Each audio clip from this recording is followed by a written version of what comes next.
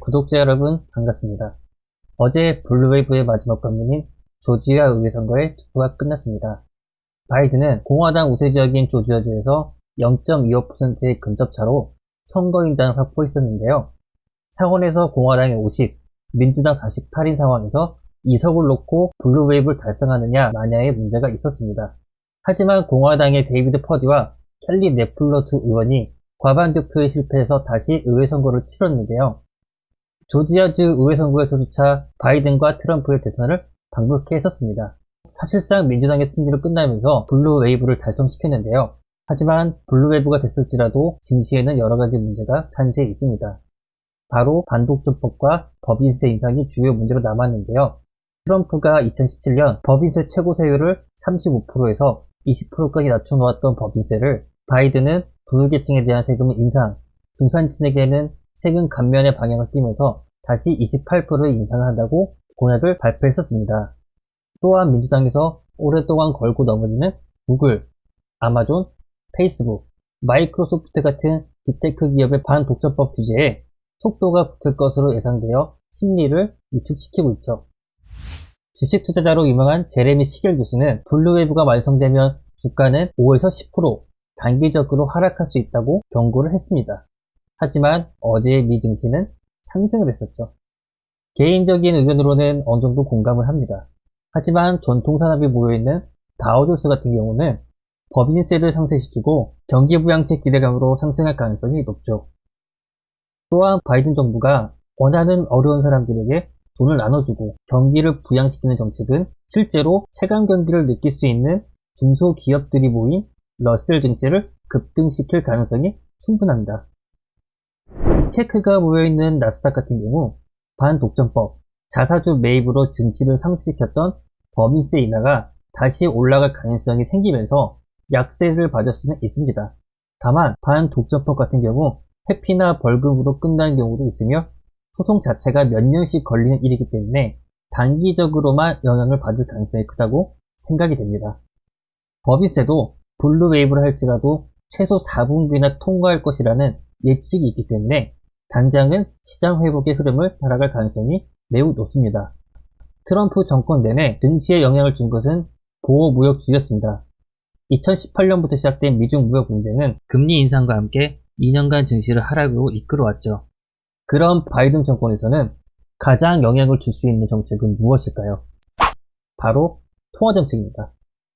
현재 시장에서 기대를 하고 있는 것이 바로 MMT 현대화폐 이론인데요. 대규모 경기 부양책을 생각하고 있는 바이든 캠프에 MMT 신봉자인 스테파니 켈톤이 합류하면서 이거 MMT 하는 거 아니야? 라는 소문이 돌기 시작합니다. 스테파니 켈톤은 경기 부양책과 신재생 재원을 MMT를 통해서 찾아야 한다고 생각하는 사람입니다. 또한 차기 재무장관 3명의 후보 엘리자베스 워런, 라엘 브레이너드, 자넷 옐런 중에 차기 재무부 장관으로 자넷 옐런이 당첨된 것도 MMT에 불씨를 넣기에 충분했습니다. 자넷 옐런은 노동경제학을 전공하였고 대표적인 비둘기파 인사입니다. 또한 공화당과 민주당에게 좋은 이미지를 구축하고 있는 인물이죠.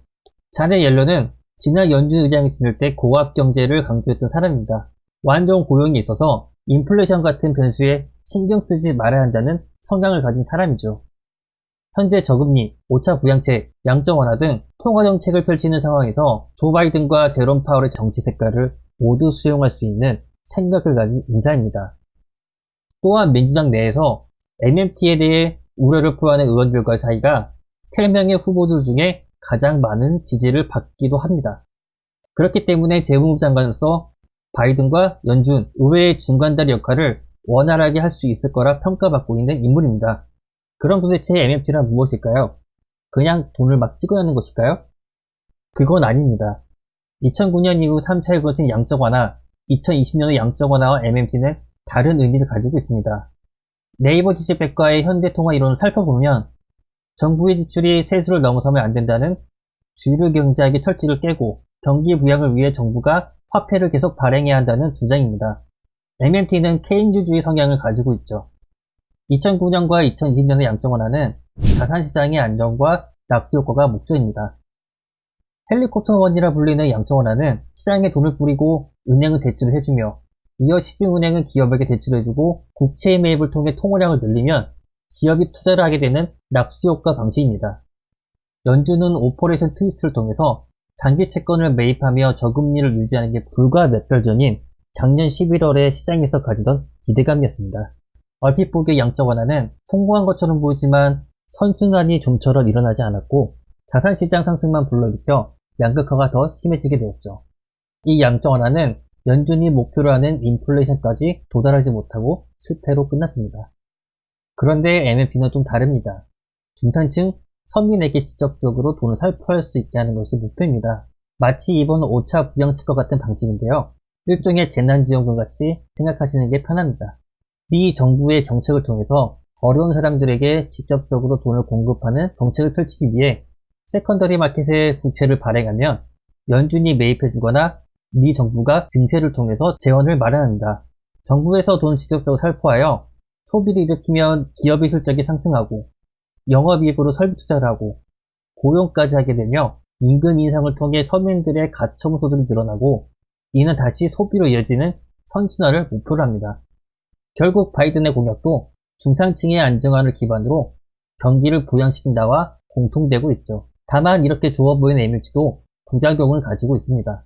선순환 구조가 될 때까지 또는 경기가 어려워질 때마다 돈을 계속 찍어낸다면 하이퍼 인플레이션이 발생할 가능성이 굉장히 커집니다. MMT 이론자들은 일본의 무제한 양적 완화와 코로나 위기 때 통화 스왑을 통해 달러를 살포해도 문제가 없었다는 점을 기반으로 괜찮다는 주장을 하고 있습니다. 또한 정책으로 죽어가는 기업을 살릴 경우 국유화 효과가 일어날 수 있는데 그렇게 정부가 채권당이 된다면 구조조정, 주주환원 정책, 배당 등의 의견 마찰이 심해질 수가 있습니다. 즉 자유시장의 붕괴가 일어날 부작용이 있다는 점이죠. 예전만 하더라도 MMT는 비주류 통화 정책으로 미친 정책이라는 느낌이 강했던 반면에 코로나 위기부터는 MMT를 암묵적으로 인정하는 분위기가 일어나고 있습니다.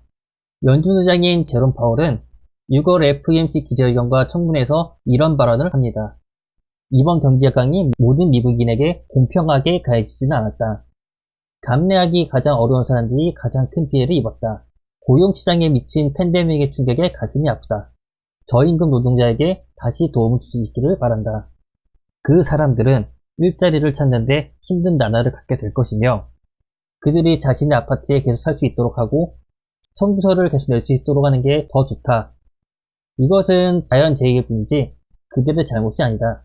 우리는 하나의 국가로서 이 사람들을 지원할 수 있는 방법들을 찾아야 한다.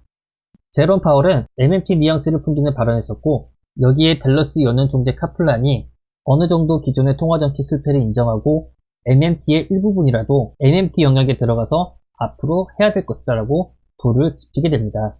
제롬 파월은 장기간 저금리를 강조하였고 고용 문제가 해결될 때까지 유동성을 공급하며 유동성을 줄이게 된다면 먼저 경고를 보내겠다고 했습니다. 자넷 옐런은 완전 고용을 위해 인플레이션을 용인하는 사고방식을 가지고 있습니다. 바이든은 경기 부양책과 중산층의 안정화로 경기 부양을 일으키겠다고 공약을 했습니다. 또한 볼커를 폐지, 평균 물가 목표제를 시행하면서 인플레이션의 상승을 용인하고 있습니다. 이러한 요인들이 결합된다면 MMT론과 맞아떨어집니다. 아직까지 바이든 정부는 MMT를 하겠다라고 말한 적은 없습니다. 다만 지속되는 경기 부양책과 증세를 하게 된다면 자연스럽게 MMT가 되겠죠. 만약 FOMC 시장 전망에서 인플레이션 목표치가 상향이 된다면 그때부터 버블 장세가 시작된다는 이야기와 똑같습니다. 버블은 인플레이션과 함께 발생을 합니다. 이 말은 아직까지는 버블이 이번 주 한 주 잘 마무리하시고 지금까지 시청해주셔서 감사합니다.